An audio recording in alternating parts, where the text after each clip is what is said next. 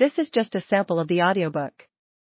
To get the complete audiobook, access the link posted in the first comment. Coca-Cola has kept its formula a secret since the 1800s. Kentucky Fried Chicken has never let the competition get its hands on Colonel Sanders' original recipe. So why has the U.S. government lost its most sensitive secrets to foreign spies? J. Michael Walker, Espionage and National Security. The first major spy against America, Benjamin Church, was one of the leading patriots in Massachusetts during the Revolutionary War.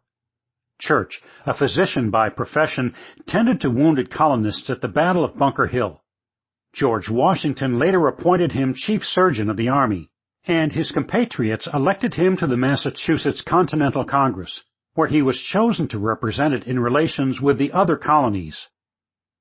Church also kept a mistress and enjoyed a lavish lifestyle beyond his meager salary as a doctor.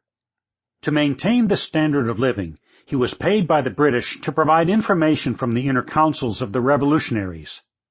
Although he was spotted consorting with British General Thomas Gage, and his friends knew that he was living beyond his means, his revolutionary credentials were impeccable, and he was beyond suspicion.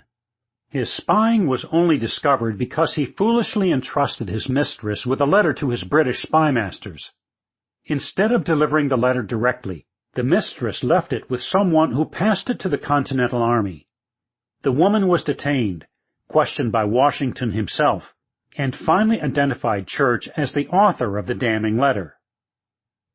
Church was arrested and claimed that he was feeding false information to the enemy by inflating troop strengths in hopes of persuading the British to abandon their cause.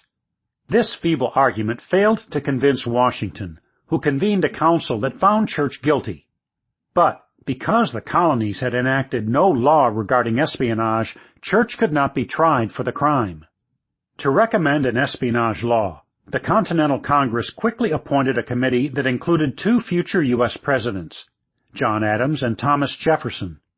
Congress approved their recommendation, mandating the death sentence for espionage, but Church could not be tried retroactively. Instead, he was banished to the West Indies, and his ship sunk at sea en route to his new home. The Benjamin Church affair included many of the elements of espionage cases that would plague U.S. national security throughout American history: spying for money, failure of the spy's colleagues to recognize indicators of his espionage, unfettered access to valuable national security information, the spy's rationalization of espionage when caught, exposure resulting from the spy's shoddy security practices, and finally, the impact of an individual spy case on the development of espionage legislation.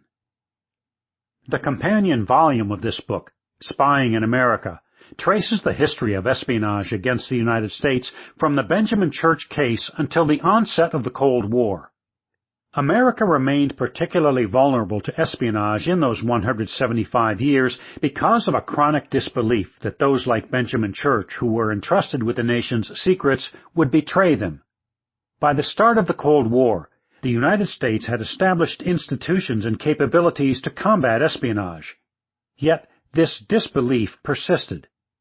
The intent of this study is to examine the history of this disbelief through the stories of individual spies, and to provide the reader with insights into the unique nature of espionage against America, its successes, failures, and consequences for national security.